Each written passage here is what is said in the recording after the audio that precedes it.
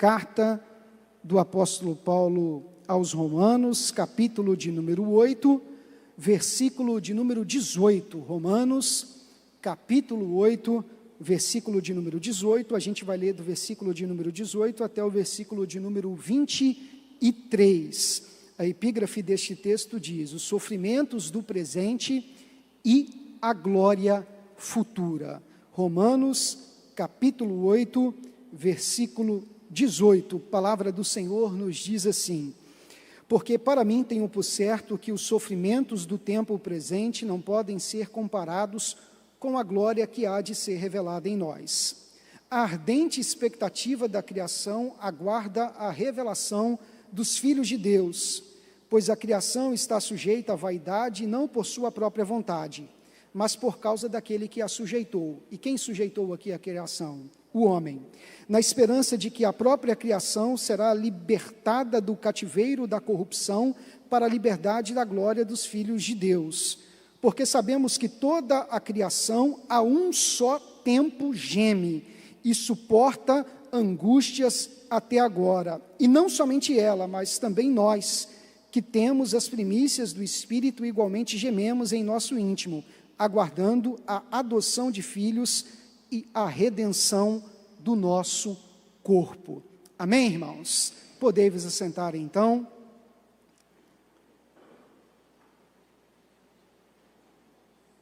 Eu procurei denominar o título da palestra aqui, Teontologia e Catástrofes Naturais.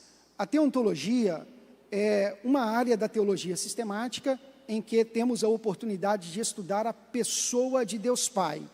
Ao longo da faculdade, vocês estudarão teontologia em TS1. Aqueles que já passaram por essa disciplina sabem muito bem o que eu estou falando. Então, teontologia é um termo que a gente utiliza para falar a respeito do estudo da pessoa de Deus Pai. Teologia é um termo muito geral, e a gente aprende que a teologia, ela estuda sobre todas as coisas a partir da sua relação com Deus. Então, na teologia, a gente não estuda só sobre Deus, a gente estuda sobre a igreja, a gente estuda sobre a história, a gente estuda sobre instituições, a gente estuda sobre os livros bíblicos, que são a descrição da revelação de Deus, a gente estuda sobre muitas ciências, antropologia, a partir da visão teológica, antropologia teológica, diversos assuntos são alvos da teologia. Então, teologia é mais geral. O termo teontologia é um termo que surgiu mais recente, e ele tem um viés mais específico, porque teontologia é a junção de 3 vocábulos gregos. Então, a gente tem theos, que é o vocábulo correspondente para a deidade, a gente tem o ontos, que é a forma participial do verbo eimi, no grego, que é o correspondente para ser, existir, e a gente tem logos, que é estudo no grego, então, estudo sobre o ser de Deus. Então, teontologia é uma disciplina, uma área da teologia sistemática em que temos a oportunidade de estudar de forma mais profunda sobre este Deus, o Deus Pai. Nós não cremos na ideia de vários deuses, nós cremos que existe apenas um único Deus. E esse Deus, ele não é monolítico como os judeus pensam, como os judeus concebem. O Deus que nós cremos, o Deus que nós adoramos, o Deus que nós servimos, ele é um Deus trinitário, ele é uma unidade que existe em 3 pessoas distintas, mas não separadas, de modo que o Pai não é o Filho não é o Espírito Santo não é o Pai, mas o Pai é Deus, o Filho é Deus, o Espírito Santo é Deus. E esse Deus trinitário, ele se revela ao longo da história, por meio de uma revelação geral, por meio da natureza, por meio da consciência, da história dos homens, mas também se revela de modo específico, nesta revelação que foi descrita na Bíblia, na palavra de Deus. Então, teontologia, só para que a gente possa entender os termos, teontologia se refere ao estudo da pessoa de Deus Pai. E nós cremos que esse conhecimento a respeito de Deus Pai, ele pode ser sistematizado a partir da revelação bíblica, porque Deus decidiu se manifestar. Então, a gente crê, em primeiro lugar, que Deus existe, Ele é real, Ele é verdadeiro, não é uma invenção dos homens. Em segundo lugar, esse Deus, Ele se revela, Ele não é um Deus inacessível, Ele não é um Deus que se esconde, Ele não é um Deus que está isolado da humanidade, da sua criação, mas Ele é um Deus que decidiu por livre vontade e por graça infinita se manifestar aos homens e à sua criação. E nós cremos que a Bíblia é a descrição desta revelação específica de Deus. E nas Escrituras, esse Deus que se revela, ele se apresenta como soberano sobre a criação. A gente já louvou bastante aquele hino, né? Nosso Deus, Ele é soberano, faz parte da nossa fé, faz parte da nossa teologia, a crença em um Deus que é soberano, em um Deus cuja natureza está sempre pronta para obedecer a sua voz. Inclusive eu recebi até um presente de um aluno aqui que escreveu o livro, Wallace, e o livro é Quem é Este? O título do livro é Quem é Este que até o vento e o mar lhe obedecem. Nós cremos que a natureza, cadê o Wallace? Faz assim, Wallace. Muito obrigado, Wallace. Deus abençoe. Quem é este que até o vento e o mar lhe obedecem? Então, de fato, nós cremos em um Deus que a natureza está sempre pronta para ouvir a sua voz e obedecer. E eu posso citar dois exemplos claros, um no Antigo Testamento e outro no Novo Testamento. No Antigo Testamento, a gente pode destacar o livro de Jonas. No livro de Jonas, do profeta Jonas, a gente vê toda a natureza, toda a criação obedecendo instintivamente, prontamente à voz de Deus. Toda a natureza obedecendo e os seres não racionais. Então a gente tem o vento obedecendo, as águas obedecendo, o grande peixe obedecendo, a aboboreira obedecendo, o sol obedecendo, a sombra, né, de acordo com a posição do sol. A gente tem o bichinho que surge lá na aboboreira obedecendo, o verme obedecendo. A gente tem toda a natureza e a criação não racional de Deus obedecendo. O homem é o único que insiste em desobedecer no livro de Jonas. Mas teologicamente falando, a gente crê num Deus que a natureza está pronta para obedecer a sua voz. Todos concordam comigo?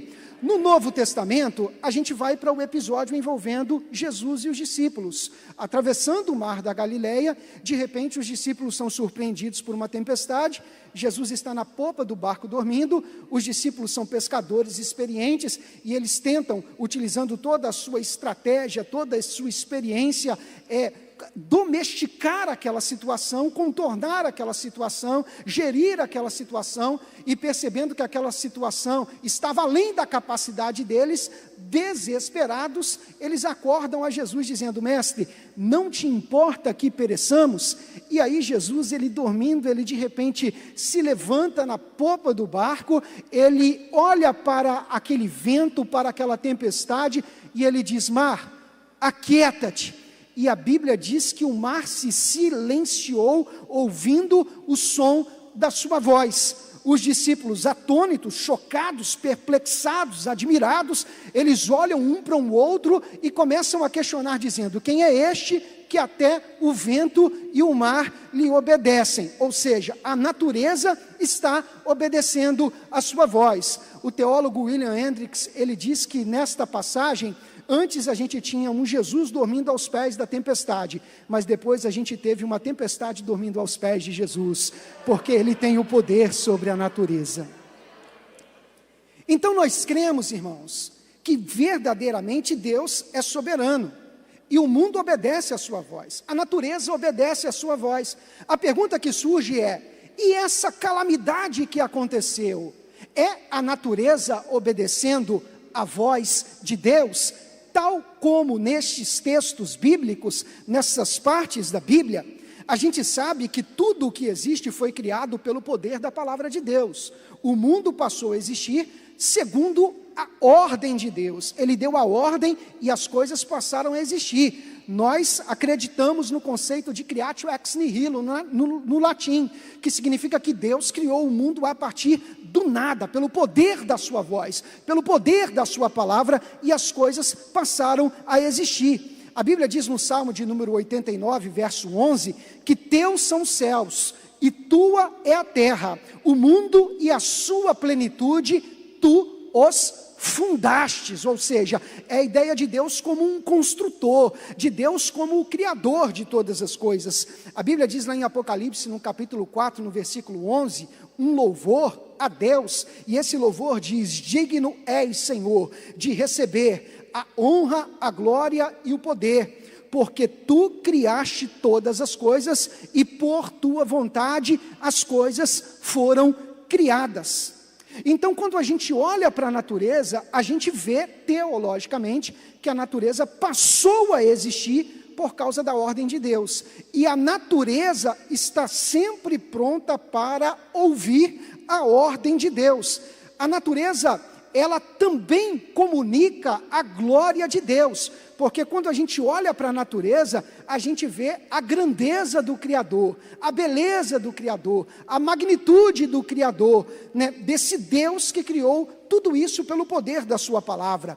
A Bíblia diz lá em Romanos, no capítulo 1, no versículo 20, quando Paulo está desenvolvendo um raciocínio de que todos nós, nenhum homem será inexcusável diante de Deus, porque todos nós prestaremos contas a Deus. E Paulo vai desenvolvendo o seu raciocínio, e ele diz que uma das formas pelas quais Deus se revela é por meio da criação. E ele vai dizer lá em Romanos, no capítulo 1, no versículo 20, porque as suas coisas invisíveis, desde a criação do mundo, tanto o seu eterno poder como a sua divindade, se entendem e claramente se veem pelas coisas que são criadas, para que eles fiquem inexcusáveis. Ou seja, olhando para o mundo, a gente pressupõe, a gente vê a beleza de um Deus criador. E é isso que a Bíblia diz, lá no livro de Salmos, de número 19, verso 1. Os céus proclamam a glória de Deus, e o firmamento anuncia a obra das suas mãos. Então,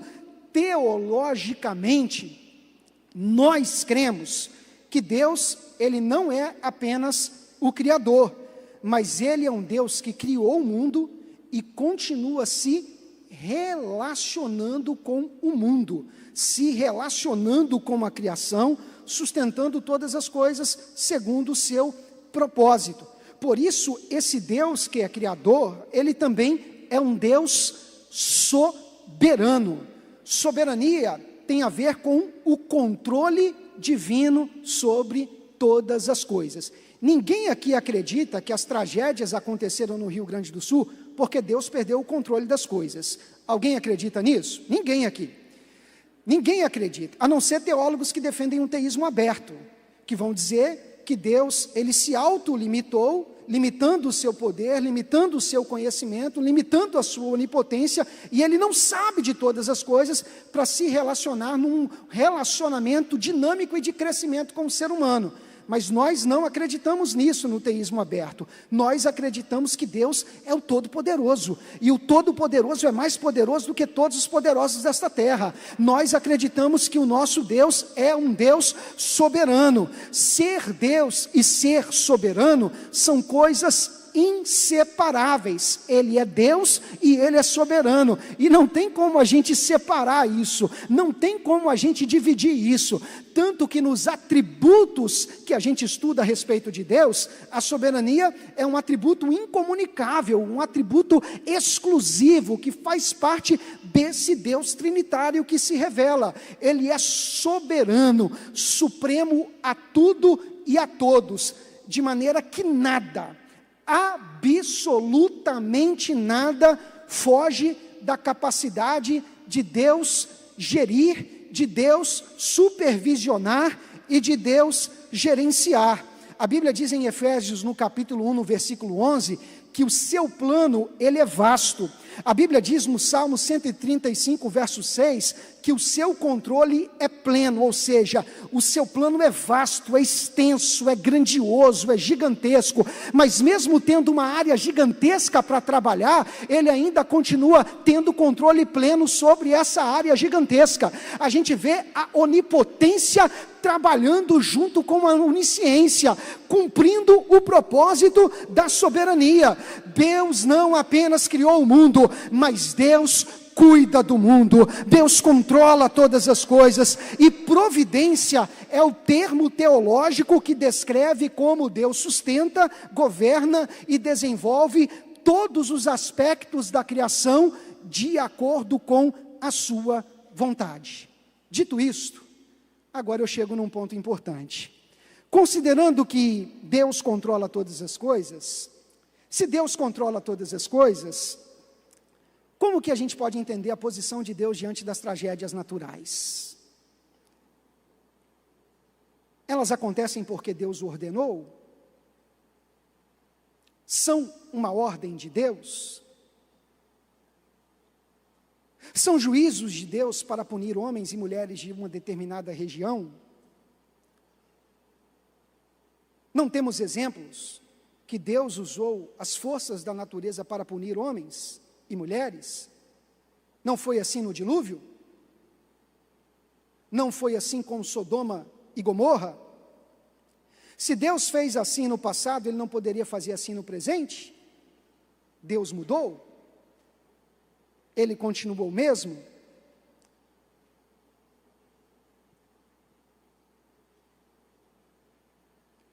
Ouvi muitas pessoas dizendo que Deus estava pesando a sua mão sobre o Brasil.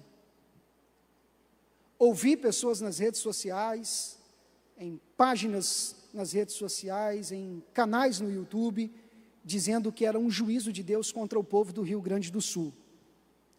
Alguns chegaram a dizer que foi um juízo de Deus, uma punição contra um cemitério particular que foi criado para cultuar Exus e Pombagiras, inaugurado na região metropolitana de Porto Alegre. Quem aqui ouviu dizer isso?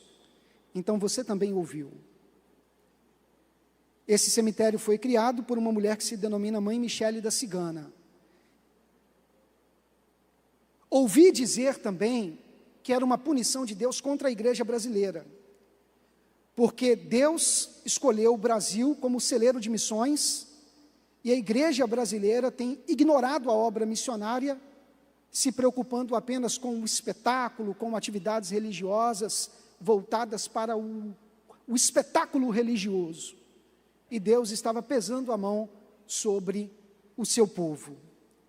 Ouvi dizer, inclusive de pastores relevantes, dizendo que não deveríamos dar crédito a Satanás pelas tragédias no Rio Grande do Sul, porque isso claramente era a mão de Deus sobre aquele povo. Ouvi dizer muita coisa sobre isso. E teologicamente, o que a gente deve pensar? Como a gente se posiciona em relação a isso? A Bíblia afirma claramente que Deus já usou as forças da natureza para cumprir o seu propósito. Então, baseado no exemplo do dilúvio e da destruição de Sodoma e Gomorra, eu posso equiparar as tragédias do Rio Grande do Sul a essas mesmas tragédias que foram registradas e noticiadas através do livro de Gênesis? Podemos comparar a tragédia do Rio Grande do Sul com o dilúvio e com Sodoma e Gomorra? E aqui eu digo que não. E eu vou explicar o porquê.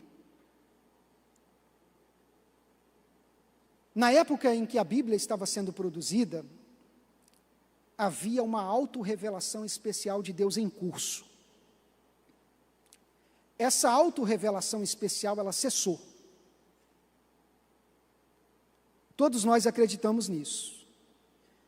A gente crê que na palavra de Deus a gente tem a completude da revelação específica de Deus para a humanidade, porque nela a gente encontra todo o plano salvífico de Deus para a humanidade, de tal modo que lendo a Bíblia a gente sabe de onde a gente veio, quem nós somos e para onde nós vamos. A Bíblia fala de passado, presente e futuro, e foi muito bem falado pelos professores aqui sobre a esperança, sobre o futuro, sobre a nossa fé. Então, essa autorrevelação de Deus, ela cessou, essa autorrevelação de Deus específica, ela cessou, porque ela atingiu o seu propósito pleno, que era comunicar o plano da salvação para nós.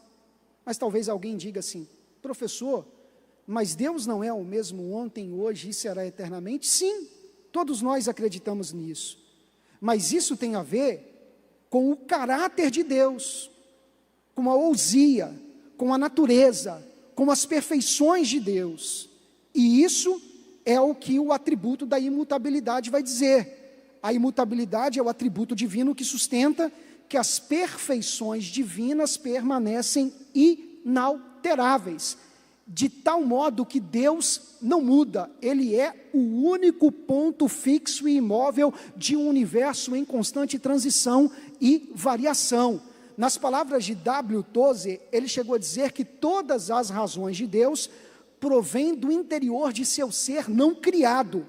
Nada desde a eternidade entrou no ser de Deus, nada foi removido e nada mudou. Tiago entendeu isso quando no capítulo 1, no versículo 17, ele diz que Deus não sofre sombra ou variação de mudança. Então Deus é o mesmo ontem, hoje e será eternamente, em relação às perfeições do seu ser, em relação à sua natureza, em relação à sua ousia, em relação às suas qualidades, aos seus atributos. Agora, se você me perguntar, mas Deus se relaciona sempre da mesma forma com a humanidade? Não. Existem eventos na história que são únicos e irrepetíveis. Quer ver um exemplo? O próprio dilúvio. E isso não sou eu quem estou dizendo. O próprio Deus disse que o dilúvio não aconteceria. O dilúvio, como foi empregado como um juízo de Deus para aquele povo em Gênesis. Então o dilúvio foi um evento único, um evento irrepetível. Quer outro exemplo? A encarnação de Jesus. Jesus, ele assumiu a forma humana uma única vez, veio entre nós e cumpriu o seu plano. Então existem eventos que são únicos e que não se repetem, e isso não significa que Deus mudou, porque em relação à sua natureza, ao seu caráter, à sua ousia, às qualidades e às perfeições do seu ser, elas permanecem as mesmas. E eu posso dizer que eu não creio que as catástrofes naturais sejam juízos pré-ordenados de Deus sobre o mundo, porque na época bíblica, todas as vezes que Deus executava o seu juízo por meio de desastres naturais, ele seguia um padrão, e o padrão é que Deus não derramava o juízo sobre inocentes. Mas talvez você pode dizer, pastor, mas todos nós somos pecadores. É fato, todos nós pecamos, mas quando nós somos regenerados pelo Espírito, há uma mudança na relação de Deus conosco. E no Antigo Testamento, pessoas eram regeneradas pelo Espírito também. Porque Jesus, quando foi falar para Nicodemos, ele disse, olha, você já deveria saber essas coisas. Só pode acessar o reino de Deus todo aquele que é nascido do Espírito. Se a gente crê que as pessoas do Antigo Testamento, elas são salvas, é porque elas foram regeneradas pelo Espírito. Então havia uma relação diferente. A Bíblia diz lá em Malaquias que a gente vai ver a diferença entre o que serve a Deus e o que não serve. Então, quando Deus estabelecia um juízo no passado, a gente via um padrão. Esse padrão, Deus poupava os inocentes. A gente vê isso em relação a Noé e sua família e a família de Ló. Então, eu não creio que essas catástrofes naturais são resultado de um pré-ordenamento de Deus, das forças na natureza, executando um juízo sobre um povo específico. Se eu não creio nisso, como nós devemos agir em relação às catástrofes naturais? A primeira coisa que a gente deve fazer é se livrar da altivez que nos leva a agir como magistrados, como juízes, querendo apontar quem merece ou não ser punido. Nós devemos nos responsabilizar como humanidade. Os desastres naturais têm sido o resultado da postura que nós assumimos no trato com a natureza. Seres humanos destroem o meio ambiente e constroem áreas sujeitas a inundações ou condições climáticas extremas. Muito do que nós experimentamos são resultado de nossas próprias decisões. Em relação ao Rio Grande do Sul, eu estava mostrando o mapa para a professora Tereza, da visão aérea do Rio Grande do Sul, em 1840. E vocês vão perceber que houve aterramentos. Houve aterramentos. O ser humano foi invadindo o espaço que era da água, aterrando, no intuito de aumentar a capital, de aumentar a cidade, que era o centro nervoso do comércio e do capitalismo. Então a gente vai ver que nós aterramos áreas que eram ocupadas pelas águas, invadimos o espaço da natureza, estamos agredindo o planeta com queimadas e com um volume extremo de lixo produzido. A lei da natureza, irmãos, ela não falha, e essa lei foi estabelecida pelo próprio Deus, faz parte da justiça de Deus que vigora no mundo. Se a gente planta limão, a gente não vai colher uva. Se a gente planta limão, a gente não vai colher maçã. A Bíblia diz que o que a gente planta, a gente colhe.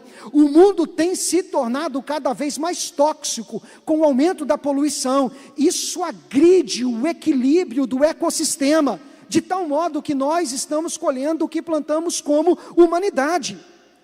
No passado, o pecado, ele gerou mal físico. A gente vê isso lá em Gênesis, no capítulo 3, versículo 17 e 18. A terra se tornou maldita por causa do pecado do homem.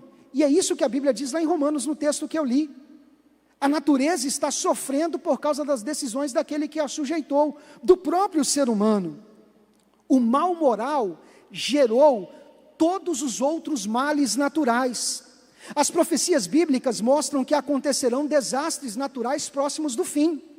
A gente sabe disso. Mateus capítulo 24, versículo 7 diz que haverá tremores de terra, terremotos em vários lugares. A Bíblia diz em 2 Timóteo capítulo 3, versículo 1, que haverá tempos difíceis. E nesse sentido, 2 Timóteo capítulo 3, versículo 1, os tempos difíceis estão intimamente relacionados com uma postura imoral, egoísta, narcisista que a humanidade tem assumido. Depois que o pecado entrou, tudo foi afetado e corrompido. Isso é tanto bíblico quanto científico, porque a segunda lei da termodinâmica vai dizer que nós presenciamos no mundo uma situação de menor entropia para maior entropia. É uma lei física, ou seja, o mundo caminha para o declínio, o mundo caminha para o abismo, o mundo caminha para o caos.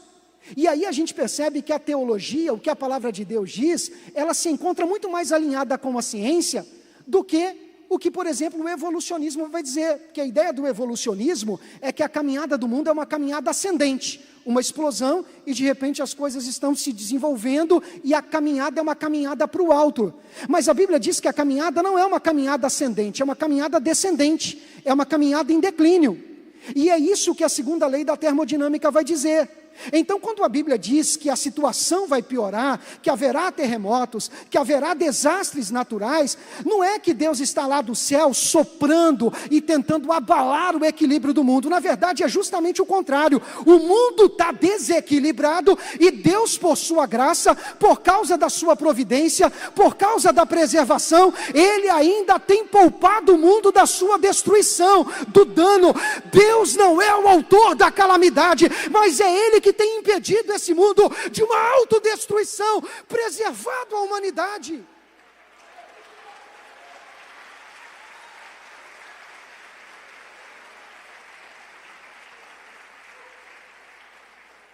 E eu concluo dizendo que o meu tempo já acabou. Apenas no século 21, irmãos, nós presenciamos inúmeras catástrofes naturais. Apenas no século 21. Você pode lembrar, tsunami da Indonésia, em dezembro de 2004. Um tsunami que se formou no Oceano Índico e atingiu 13 países. A Indonésia foi a nação mais afetada e houve cerca de 37 mil mortos e mais de 226 mil feridos. Em 2005, o furacão Katrina atingiu o litoral sul dos Estados Unidos e gerou 1.800 vítimas do desastre. Terremoto no Paquistão em 2005. Um terremoto na cidade do Paquistão e da Índia tirou a vida de mais de 75 mil pessoas. Segundo o governo paquistanês, a maioria eram crianças e deixou quase 2 milhões de pessoas desabrigados nos países onde o tremor foi sentido. Ciclone em Mianmar. Em 2008, esse violento ciclone atingiu aquela área na Ásia e gerou mais de 80 mil mortos, além de 1 milhão de desaparecidos, segundo os dados da ONU. Terremoto no Chile em 2010. Cidades inteiras na costa do Chile foram atingidas e destruídas por um terremoto que deixou mais de 800 mortos e mais de 800 mil desabrigados. Terremoto do Haiti em janeiro de 2010. Matou mais de 200 mil pessoas e deixou milhões de desabrigados. Foi citado aqui pelo professor Ronaldo, desabamento no Rio de Janeiro. Em janeiro de 2011, a região serrana do Rio de Janeiro sofreu um dos maiores desastres naturais da história do país. Na madrugada do dia 12 de janeiro, milhões de metros cúbicos de água e lama desceram pela encosta daquela região a uma velocidade de 150 km por hora, resultando em mais de 900 mortos e 30 mil desabrigados. As cidades mais atingidas foram Nova Friburgo, Petrópolis e Teresópolis. Tsunami no Japão. Em março de 2011, um tsunami matou 15 mil pessoas naquela região, gerou 17 mil desaparecidos e mais de 18 mil casas destruídas. Em novembro de 2013, um tufão nas Filipinas atingiu a costa leste das Filipinas com uma velocidade que ultrapassou 300 km por hora e gerou mais de 10 mil mortos, segundo a polícia regional. Terremotos no México, em setembro de 2017. Terremotos resultaram na morte de 361 pessoas. A gente crê que o mundo está caminhando para o caos. A humanidade se preocupa com as formas de vida daqui a alguns anos, porque os recursos naturais têm esgotado. A humanidade, existe um movimento para despertar a humanidade para a questão da autossustentabilidade, para você cuidar melhor do planeta Terra, preocupado com o futuro da vida das gerações futuras. Teologicamente, eu posso dizer para vocês e assegurar que esse mundo caminha para o caos, caminha para o declínio, mas ele não experimentará o declínio antes que esse mundo cumpra o propósito moral e espiritual estabelecido por Deus na sua criação. E esse propósito é a volta de Jesus Cristo, quando nele todas as coisas convergirão e nós encontraremos com Ele e viveremos para todo sempre. Portanto, como igreja do Senhor, como alunos da FVC, nós podemos dizer que o medo não domina os nossos corações, mas sim a esperança, a teologia da esperança, porque no final não haverá o caos, mas no final haverá a paz. Um dia nós estaremos na eternidade, salvos para Deus e salvos com Deus, plenamente protegidos do pecado, do sofrimento, do dano. Na eternidade não haverá desastres naturais.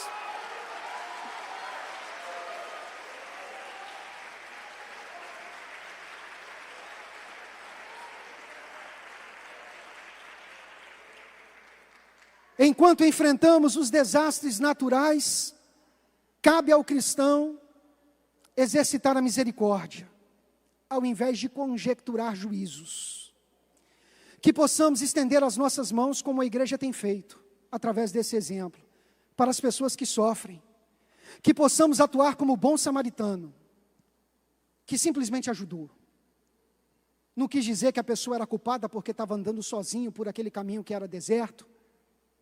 Porque essa teologia retribucionista, quem utilizou ela foram os amigos de Jó. Para dizer que o mal é sempre resultado da transgressão e de uma punição de Deus.